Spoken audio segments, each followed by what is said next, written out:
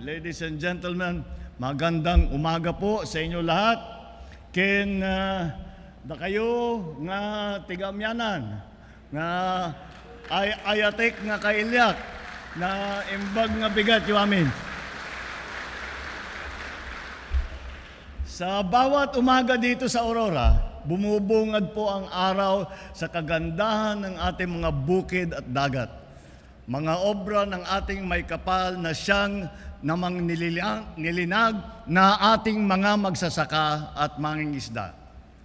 Subalit ang haring araw na nagpapayabong sa ating mga pananim ay siya rin ang nagdala ng matinding pagsubok sa ating kamakailan lamang. Matinding init ang dinanas ninyo dahil sa El Nino na nagdulot ng malaking pinsala sa maraming lugar dito po sa Region 3. At ikinasira ang mga pananim na umabot sa mahigit 360 milyong piso ang nawala sa hanap buhay ng inyong mga magsasaka at ang ating mga mangingisda. At hindi pa man humupa ang dalang hirap ng El Nino, nagkaroon naman tayo ng mga engkwentro sa pagitan ng Hukbong Sandatahan ng Pilipinas at ang mga grupo na Dipakulaw at Maria Aurora. At ang mga insidenteng ito ay nakakaapekto sa higit 3,600 pamilya sa 14 na barangay sa nasabing lugar. Bilang tugon, ang DSWD Region 3 at ang mga lokal na pamahalaan ay nagbibigay ng relief assistance na nagkakahalaga ng 1,200,000 piso sa mga apektadong pamilya at individual. Kaya po kami nagpunta rito ngayon ay upang magbigay ng kaunting tulong sa ating mga magsasaka, mangingisda at ang kanilang mga pamilya na labis na naapektuhan ng mga nagdaang tuyot. Bilang pambungad, masaya ko pong ibinabalita sa inyo na magbibigay ang ating tanggapan, ang Office of the President, ng tigsa 10,000 piso para sa bawat benepisyaryong magsasaka, mangingisda at mga pamilya na naapektuhan ng krisis. Ang kabuuhang halaga ng 10 milyong piso para sa 1,000 benepisyaryo ay ipapamahagi natin sa tulong ng inyong pamahalaang panlalawigan. Sa pangunguna ng DSWD, namamahagi din po tayo ng tigsa 10,000 piso para sa 10,000 benepisyaryo sa ilalim ng AKAP program. Ang pamahalaang lokal ng lalawigan ng Aurora naman ay mamamahagi din ng tig-5 kilong bigas para sa lahat ng dumalo sa araw na ito, kayong pong lahat na nandito ngayon. Ngunit po, hindi natatapos dyan ang tulong na dala namin sa inyo. Sa pangunguna ng ating kagawaran ng agrikultura, magbibigay tayo ng ilang unit na traktor, multi-tiller cultivator, pump, engine set, hammer mill, kasaba granulator, at ilang pang kagamitang pansaka. Mamamahagi din tayo ng mga fertilizer discount voucher, rice farmers financial assistance voucher, at fuel assistance card sa ating mga magsasaka. Isang animal quarantine facility na nagkakahalaga ng 10 milyong piso rin ay ipagkakaloob natin ngayon sa inyong lokal na pamahalaan.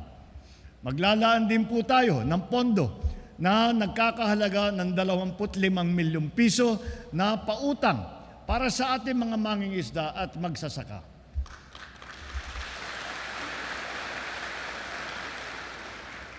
Ang BIFAR naman ay magbibigay ng bangka, payaw, tuna handline, bottom set long line at gillnet para sa ating mga benepisyaryong mangingisda. At upang maging maayos ang pagbili ng inyong nahuling isda, magbibigay din tayo ng fish vending equipment na nagkakahalaga ng 75,000 piso. Hindi po magpapahuli ang DOLE na magbibigay ng halos 400,000 piso para sa ating mga benepisyaryo ng Integrated Livelihood Program. At siyempre, andyan din po ang TESDA na naglalaan ng higit 1,700,000 piso para sa scholarships at halos 500,000 piso para sa training support fund. At ngayon naman, na parating na ang tag-ulan, nakahanda na rin po ang inyong pamahalaan sa anumang magiging epekto nito. Mayroon na tayong naka-preposition na relief supplies na nagkakahalaga na higit 180 milyong piso para sa buong Region 3. Natapos na rin ang Agwang River Flood Control Structure Project sa Baler. Ito po ay makakatulong upang mapigilan ang matinding pagbaha at malaking pinsala na dulot ng pag-apaw ng Agwang River. Sa puntong ito, nais ko rin pong ibalita ang ilan sa ating mga proyekto at inisyatibo na ginagawa dito sa probinsya ninyo sa Aurora. Kabilang sa mga proyektong ito ay ang pagpapasemento ng daan na nag-uugnay sa mga taniman ng niyog mula sa bayan ng Dinalungan patungo sa iba't ibang pamilihan sa lalawigan ng Aurora. Halos kalahati na rin ang natapos natin sa pagpapagawa ng Ningalan Baler Road Project na nakakahalaga ng mahigit 4 bilyong piso. Ito po ay direktang mag-uugnay sa 2 tanyag na bayan ng Aurora upang mas mapabilis ang daloy ng kalakal, transportasyon at turismo sa inyong lugar. Isa ring hinahanapan natin ng solusyon ay ang mga inabandonang proyekto ng APECO na nagkakahalaga ng halos 800 milyong piso. Sadyang napakalaking kasayangan kung ang nangyari po rito na sana ay ngayon ay pinapakinabangan na ng mga mamamayan ng Aurora.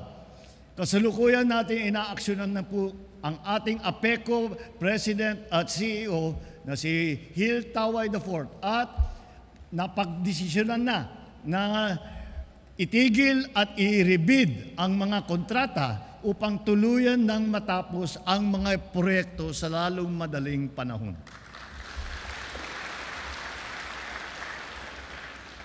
Bukod dito, patuloy din ang pagbabalangkas natin sa paggawa ng Baler Airport Development Project.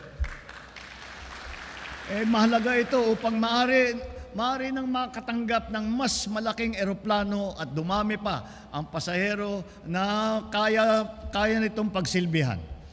Nitong Hunyo lamang, naayos na po ng CAAP ang pagbibili ng mga lupa na kailangan natin para dito sa ngayong Agosto para nakatakdang ilabas na ang pondo sa mga may-ari ng lupa ng mga yan upang masimulan na ang ating konstruksyon.